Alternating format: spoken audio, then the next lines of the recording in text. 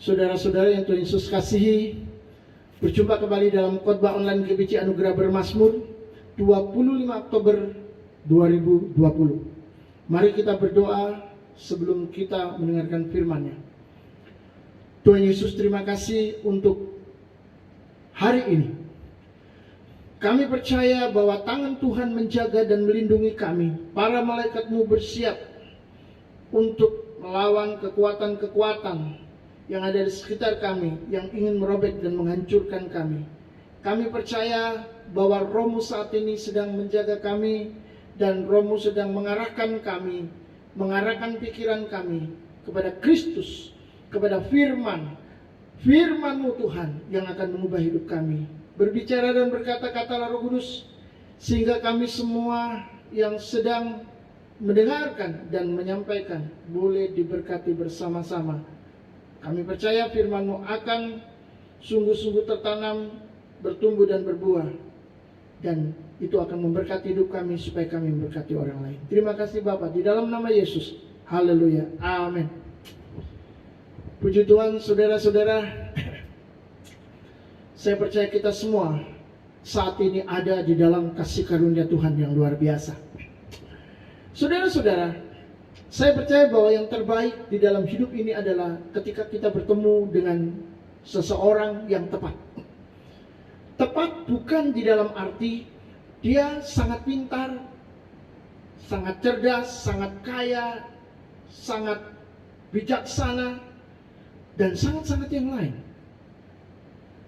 Tetapi tepat di dalam arti bahwa dia adalah seseorang yang membuat kita tetap duduk di saat kita tidak perlu berdiri, membuat kita beristirahat di saat kita tidak perlu bekerja, membuat kita tetap sabar dan tetap tenang di saat kita tidak perlu menjadi marah dan kacau. Seseorang yang dapat mengisi hati kita, menjadi sahabat, menjadi seseorang yang menguatkan kita di saat-saat kita sedang membutuhkannya. Itu sebabnya hari ini saya mau sampaikan satu tema firman Tuhan, yakni perjumpaan yang mengubah kehidupan. Mari sama-sama kita membaca di dalam Injil Yohanes pasal 4 ayat 18 sampai ayat yang ke-26. Sebab engkau sudah mempunyai 5 suami, dan yang ada padamu sekarang bukanlah suamimu. Dalam hal ini engkau berkata benar. Saudara, jika ayat ini saya baca seperti ini, tentu itu akan menimbulkan banyak pertanyaan. Apa ini? Saudara-saudara, hari ini sebenarnya kita sedang membahas tentang seorang perempuan Samaria yang dibenci oleh orang-orang Yahudi karena latar belakangnya.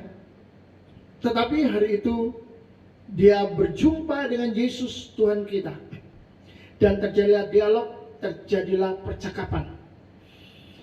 Pada saat itu Yesus berbicara panjang lebar sampai dia berkata kepada perempuan ini, panggillah suamimu untuk datang ke sini. Dan perempuan ini menjawab, Tuhan, aku tidak punya suami. Lalu Tuhan berkata, tepat katamu, sebab engkau sudah mempunyai 5 suami, dan yang ada sekarang padamu bukanlah suamimu. Dalam hal ini engkau berkata benar. Saudara-saudara, mungkin perempuan Samaria ini mengalami satu pernikahan yang tragis, kawin cerai, dan sekarang dia saat ini sedang menjalin hubungan dengan seorang yang bukan suaminya, tetapi dia hidup seperti suami istri. Mungkin kira-kira begitu. Dia mengalami kehidupan asmara atau percintaan yang sangat kacau sekali. Dan ini adalah sebuah aib, sebuah kehidupan yang mungkin membuat dia menjadi pribadi yang begitu lemah, pribadi yang merasa rendah di hadapan orang lain. Dan tiba-tiba saja dia bertemu dengan Yesus, bertemu dengan orang asing, orang Yahudi lagi. Tetapi kali ini Yesus yang adalah orang Yahudi berbicara tepat seperti apa yang dia alami di dalam kehidupannya. Itu sebabnya perempuan ini menjadi kaget. Maka saudara-saudara, dia hari itu mengalami satu kehidupan yang baru. Di dalam pembicaraan, di dalam komunikasi, di dalam dialog dengan Yesus, dia mengalami sesuatu yang luar biasa.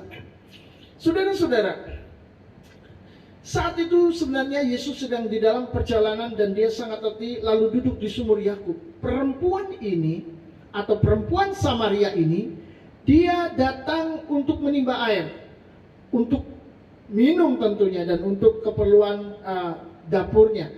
Tetapi saudara-saudara, ternyata itu adalah waktu dan saat di mana Tuhan ingin berjumpa dengannya.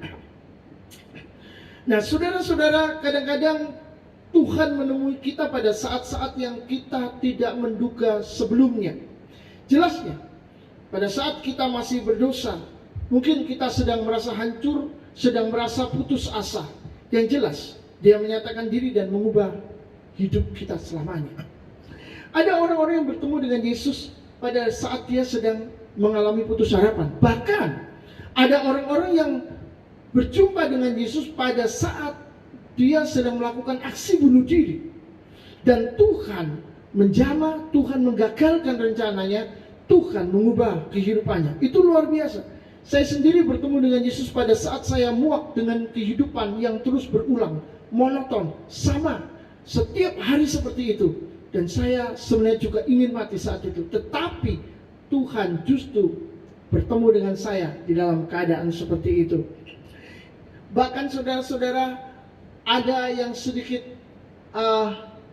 menarik bahwa ada seorang dokter yang justru bertemu dengan Yesus pada saat dia membaca firman Tuhan, yakni Yesus naik di atas seekor keledai. Menurutnya keledai itu adalah binatang liar, jadi tidak mungkin bisa dinaikin. Tapi ini Yesus menaikinya. Lalu dia percaya Yesus. Apapun alasan seseorang percaya kepada Yesus, yang jelas Yesus berjumpa dengan seseorang itu dengan cara yang bermacam-macam, berbeda-beda, dan itu adalah caranya sendiri untuk menarik perhatian kita sehingga kita mengalami suatu terobosan, suatu perjumpaan yang indah, dan satu perjumpaan yang luar biasa. Saudara-saudara, sangat menarik bahwa di dalam ayat yang ke-18 dan 19, Yesus menyingkapkan jati diri perempuan tersebut dari kehidupan yang sangat kacau, dan dia tidak pernah memperoleh apa yang dibutuhkannya.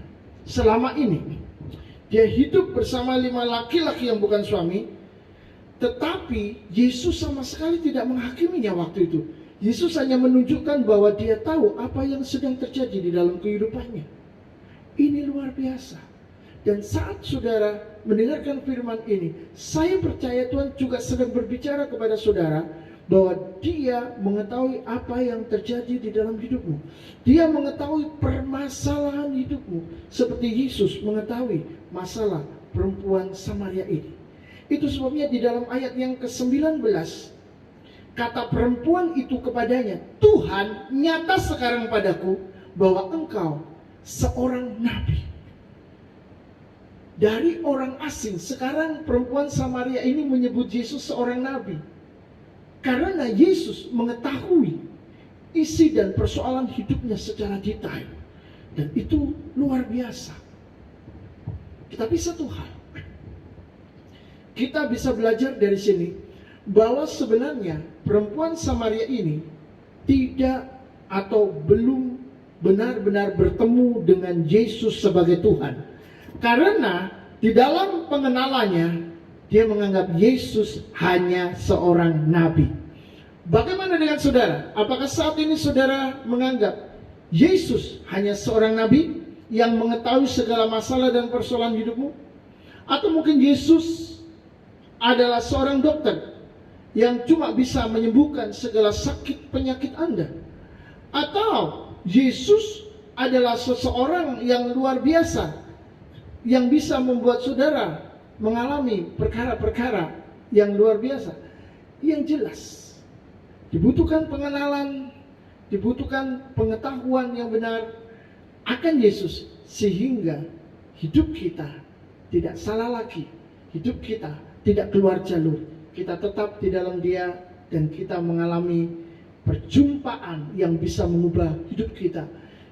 Kita boleh mengalami pengenalan yang semakin hari semakin dalam, semakin benar tentang Kristus. Entah sudah berapa lama saudara hidup sebagai seorang Kristen atau tinggal di dalam keluarga Kristen yang agamis, tetapi saudara-saudara, hubungan yang paling penting dengan Yesus adalah mengenal Dia secara benar dan pasti. Bukan kata orang, bukan mengira-ngira, tetapi mengenal Yesus seperti perempuan Samaria mengenal atau berjumpa secara pribadi dengan Yesus. Dan itu sangat penting. Saudara-saudara, saat Asmiranda berpindah menjadi seorang Kristen, seperti yang dikatakan oleh media massa, karena pernikahannya dengan Jonas dengan latar belakang kepercayaan atau agama yang berbeda.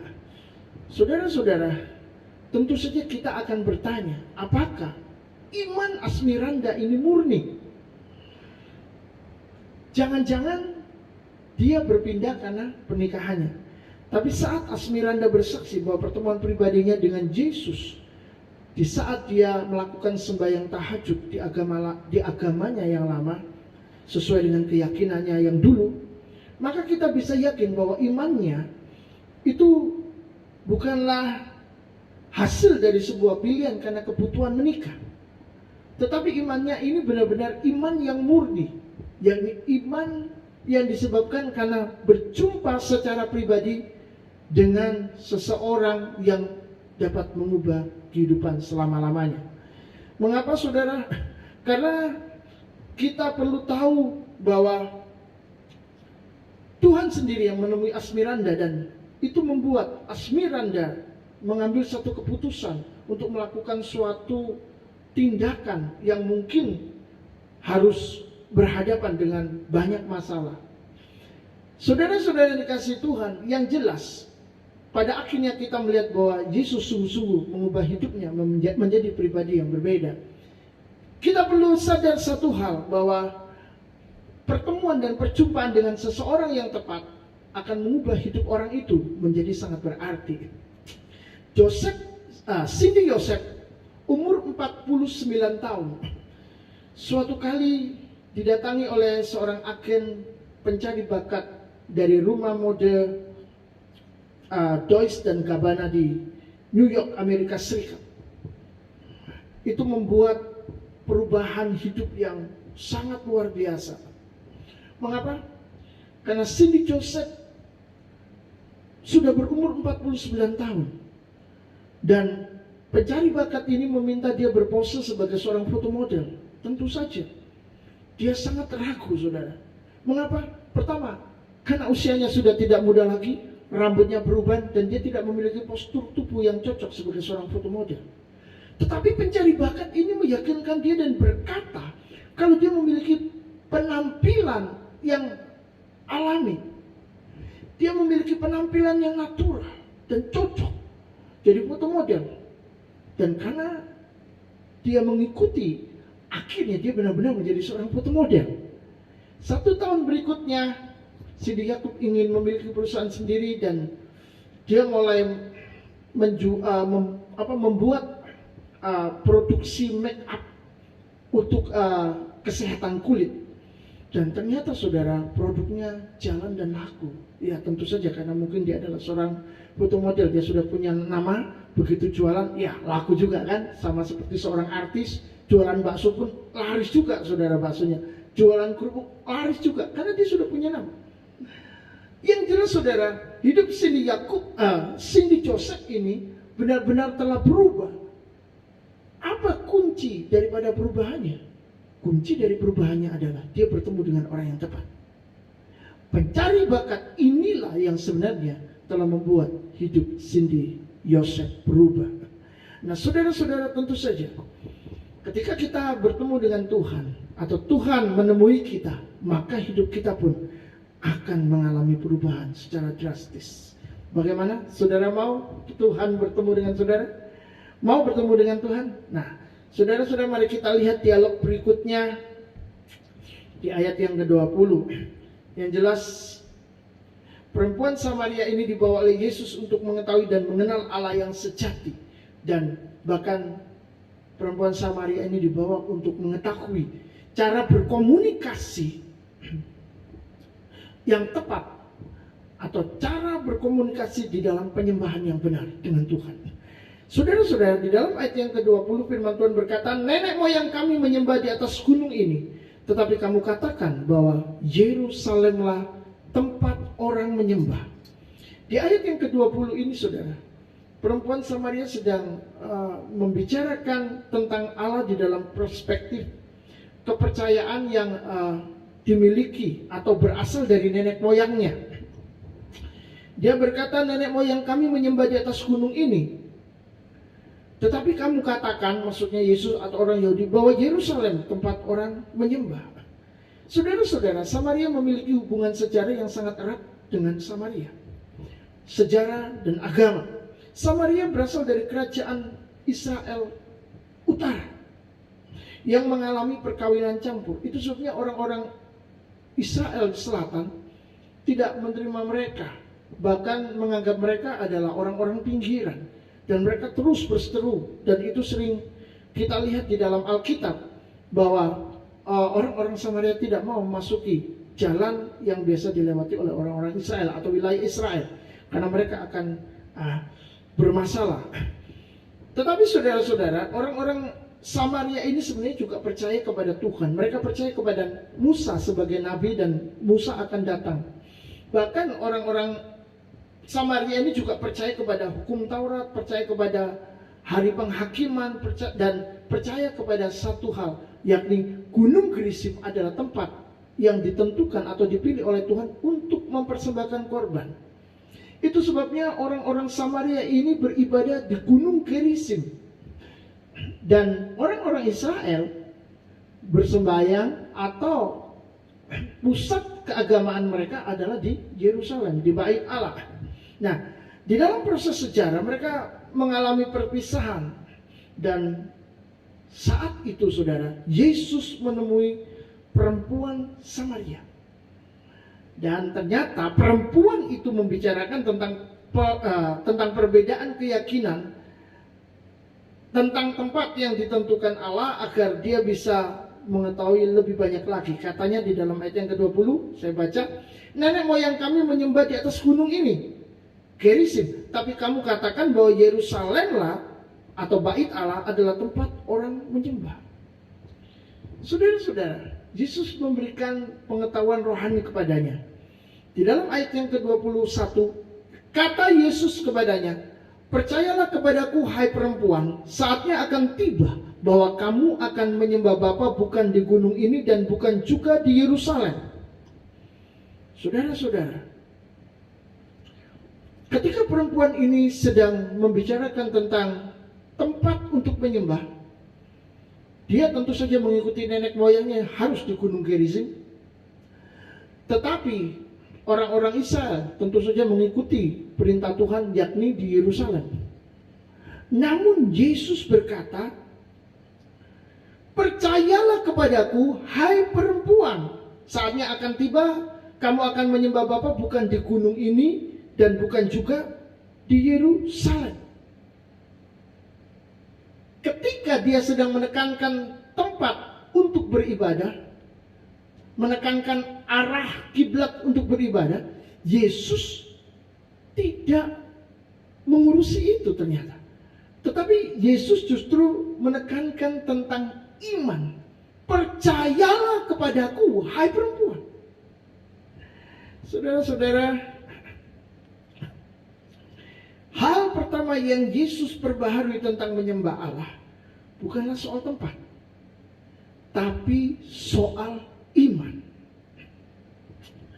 Di dalam sejarah gereja, orang-orang percaya juga ribut dan saling menyalahkan kepercayaan saudara seimannya dengan menitik beratkan lokasi, tempat, denominasi gereja. Gereja yang satu lebih benar, yang satu dianggap salah, dan lain sebagainya.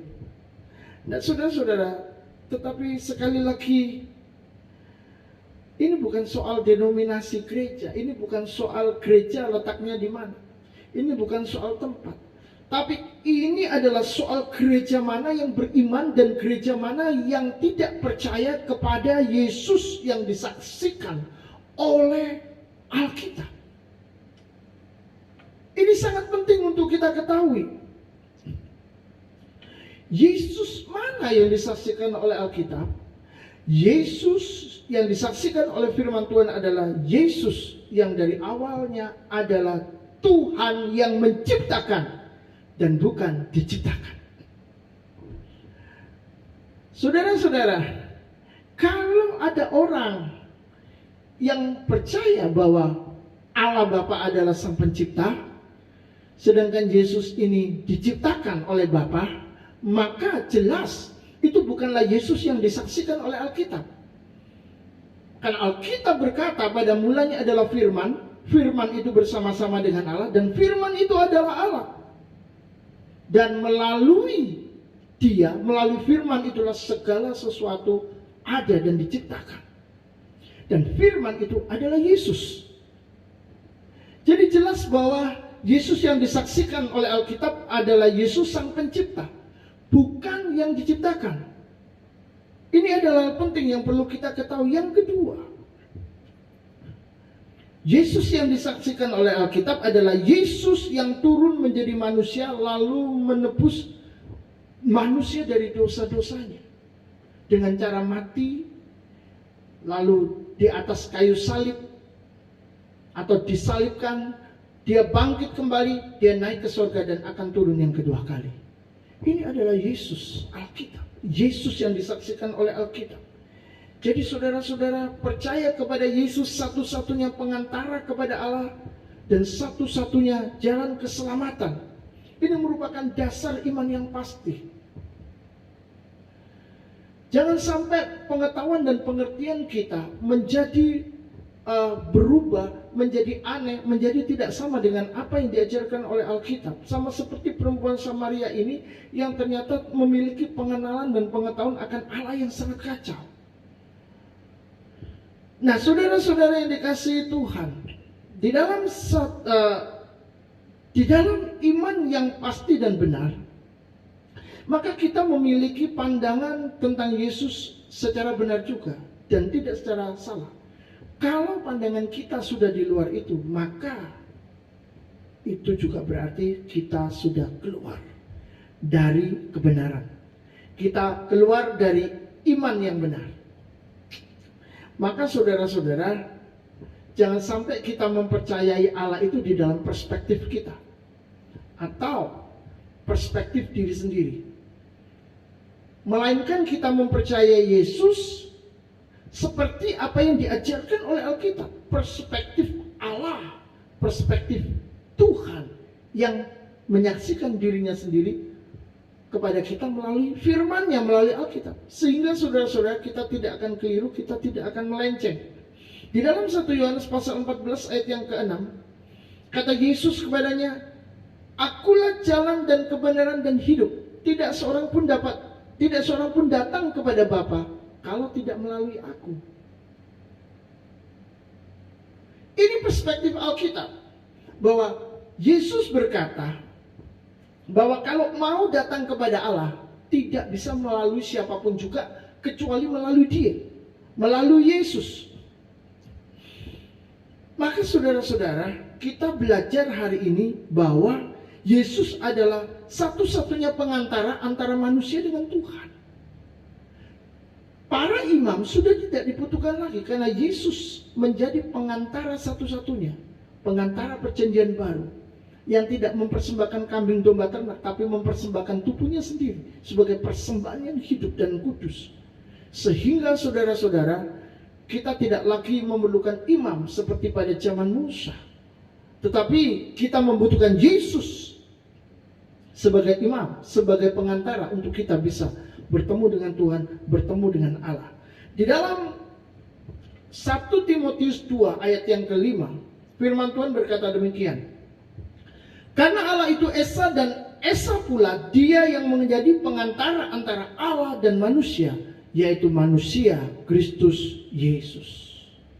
Saudara-saudara, Yesus dan Bapaknya adalah satu, esa. Itu sebabnya Yesus menjadi pengantara kepada Allah. Karena apa?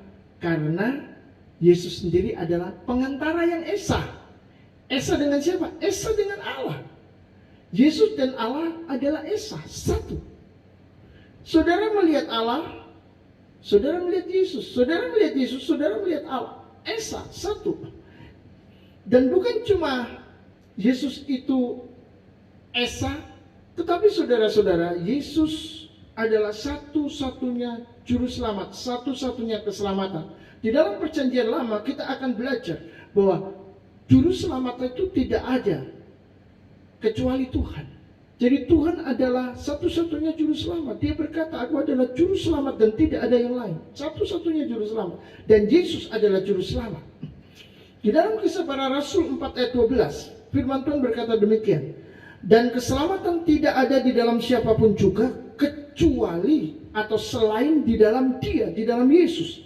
Sebab di bawah kolong langit ini tidak ada nama lain yang diberikan kepada manusia yang olehnya kita diselamatkan.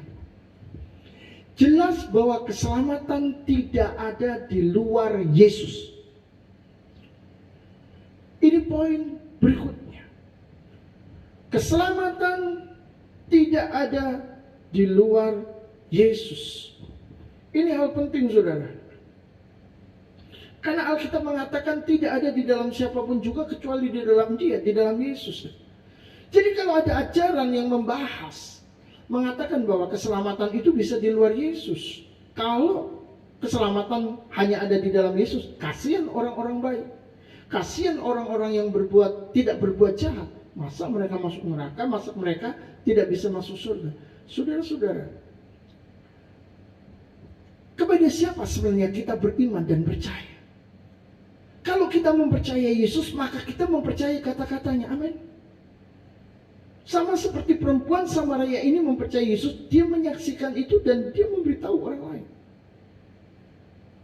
Jadi kalau kita mempercayai Yesus, maka kita percaya bahwa firman-Nya adalah benar adanya dan tidak ada keselamatan di luar Dia. Itu saja. Karena iman itu eksklusif dan tidak bisa dibagi-bagi, tidak bisa dilakukan sebuah kompromi, tidak ada. Apa yang dikatakan oleh firman, ya sudah itu. Tidak bisa berubah. Nah, saudara-saudara, sangat penting melihat iman kita pribadi. Apakah Yesus yang kita imani sama dengan maksud firman itu sendiri? Atau jangan-jangan iman kita sebenarnya sudah melenceng kemana-mana? Mengapa? Karena kita tidak pernah belajar dan mengerti firman. Itu sebabnya perlu sekali kita belajar firman Tuhan supaya kita tidak keliru. Di dalam ayat yang ke-22 firman Tuhan berkata, kamu menyembah apa yang tidak kamu kenal, kami menyembah apa yang kami kenal. Sebab keselamatan datang dari bangsa Yahudi. Jelas Yesus mengkonfrontasi kepercayaan Samaria yang tidak lengkap. Dan dia menekankan bahwa keselamatan itu hanya melalui bangsa Yahudi yang dipilih Tuhan untuk menurunkan juru selamat. Bukan berasal dari bangsa Samaria ataupun bangsa lain. Ini adalah satu ketegasan. Jadi Yesus menekankan bahwa penyembahan yang benar itu adalah penyembahan yang ditujukan kepada pribadi yang dikenal, bukan pribadi yang tidak dikenal. Dan pribadi yang dikenal adalah pribadi Allah sendiri yang menurunkan Mesias dari bangsa Yahudi. Saudara-saudara, Yesus sendiri berasal dari bangsa Yahudi. Dia adalah keturunan Abraham, Ishak, Yakub. Dan setelah itu Yehuda, Boas, Isai, Daud, sampai akhirnya sampai kepada Yusuf, suami daripada Maria. Yang jelas keturunan Yahudilah yang melahirkan Mesias, bukan keturunan Samaria.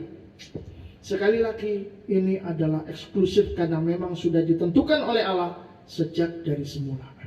Nah, saudara-saudara, Di dalam ayat yang ke-23 dan 24, Yesus sedang mengajarkan tentang cara penyembahan yang benar. Mari kita baca. Tetapi saatnya akan datang dan sudah tiba sekarang, bahwa penyembah-penyembah benar akan menyembah Bapa di dalam roh dan kebenaran.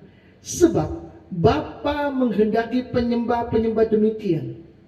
Allah itu roh, dan barang siapa menyembah Dia harus menyembahnya dalam roh dan kebenaran.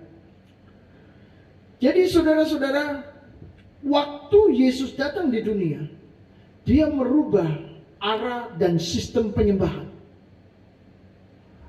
Apakah itu? Dia mengubah arah dan sistem penyembahan dari yang jasmani kepada yang rohani, dari bait Allah kepada hati yang ditebus. Penyembahan tidak lagi di bait Allah, tapi penyembahan langsung dari hati yang sudah ditebus. Mengapa saudara? Karena hati adalah roh. Roh dan kebenaran, kata Yesus. Sedangkan kebenaran itu apa? Kebenaran itu adalah jika seseorang sudah ditebus oleh darah Kristus, maka dia mengalami pembenaran. Kalau dia mengalami pembenaran dan dia berdoa kepada Allah, maka dia sedang berdoa di dalam roh dan kebenaran. Dan tidak lagi melihat kiblat, tidak lagi melihat Yerusalem atau di Gunung Gerizim, tidak. Sistem seperti itu sudah tidak berlaku lagi. Karena sistem yang disampaikan oleh Yesus adalah berdoa atau menyembah Bapa di dalam roh dan kebenaran.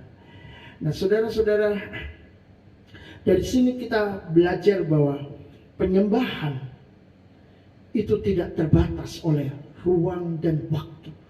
Jika sebelumnya dipusatkan di bait Allah atau Yerusalem, maka pada saat Yesus datang, penyembahan itu bisa dimanapun juga tanpa harus terikat dengan arah dan tempat. Saudara, ini adalah sebuah pembaharuan yang sangat luar biasa, yang seharusnya bisa membuat orang mengalami pembebasan di dalam bertemu dan berjumpa dengan Tuhan. Jadi penyembahan yang benar hanya terjadi oleh hati yang telah ditebus oleh darah Kristus. Sehingga orang itu mengalami pembenaran.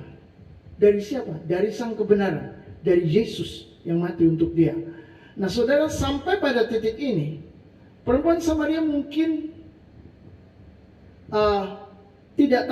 belum total paham sepenuhnya akan firman Tuhan yang disampaikan Yesus. Tetapi setidaknya dia sedang dibawa masuk oleh Yesus ke dunia baru yang penuh dengan kasih karunia, di mana kebenaran akan Allah dan keselamatan menjadi pengalaman yang sangat nyata di dalam kehidupannya. Dan itu masih terus berlanjut, dan pada klimaksnya atau mencapai klimaksnya, dia akan mengalami pertemuan pribadi dan penyingkapan wahyu ilahi dari diri Kristus sendiri. Di dalam ayat yang ke-25, perempuan itu berkata, jawab perempuan itu kepadanya, aku tahu bahwa Mesias akan datang yang disebut juga Kristus. Apabila ia datang, ia akan memberitakan segala sesuatu kepada kami. Jadi saudara, perempuan Samaria ini juga punya iman bahwa akan datang seorang Mesias yang bisa memberitahukan segala sesuatu. Nah saudara-saudara, yang menarik adalah bahwa di dalam ayat yang ke-26, firman Tuhan berkata begini, kata Yesus kepadanya, akulah dia yang sedang berkata-kata dengan engkau.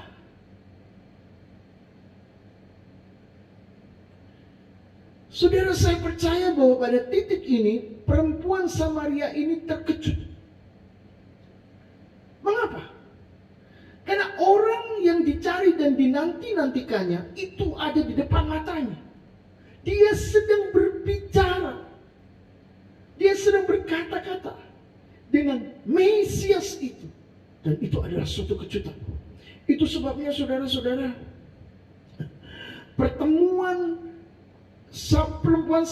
pertemuannya dengan Yesus ini mengubah kehidupannya. Dan saudara akan melihat perubahan itu sangat luar biasa. Dari kehidupannya yang kacau bersama 5 suami yang bukan suaminya, dia berubah menjadi seorang yang bersaksi kepada orang banyak tentang Yesus. Dan banyak orang menjadi percaya. Kita akan lihat nanti hasilnya.